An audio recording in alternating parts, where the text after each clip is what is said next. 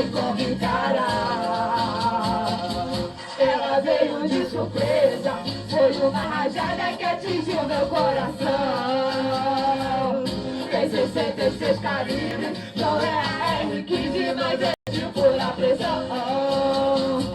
Eu estou falando é da palavra, da vida sagrada que liberta o pecador. Por isso aceite ao Senhor, aceite ao Senhor, Jesus o Salvador. Mas eu falei pro pastor, ele me atendeu, soltou um pancadão e fez a igreja cantar. A palavra de Deus, ninguém pode parar, é a arma mais potente, não tem como encarar. Ele me atendeu, soltou um pancadão e fez a igreja cantar. A palavra de Deus, ninguém pode parar, é a arma mais potente, não tem como encarar. Veio de surpresa, foi uma rajada que atingiu meu coração. Tem 66 calibres, não é a R15, mas é de pura pressão. Eu tô falando é da palavra, da Bíblia Sagrada que liberta o pecador.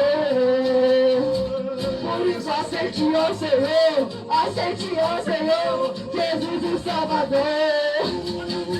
Mas eu falei com o pastor, ele me atendeu, soltou um pancadão e fez a igreja tocar. A palavra de Deus, ninguém pode parar, é a arma mais potente, não tem como encarar. Eu falei com o pastor, ele me atendeu, soltou um pancadão e fez a igreja cantar. A palavra de Deus, ninguém pode parar, é a arma mais potente, não tem como encarar.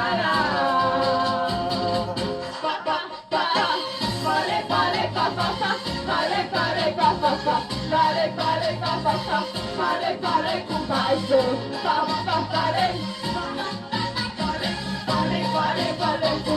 mas eu falei com o pastor, ele me atendeu, soltou um pancadão e fez a igreja cantar. A palavra de Deus, não tem como parar, é a arma mais potente, não tem como encarar.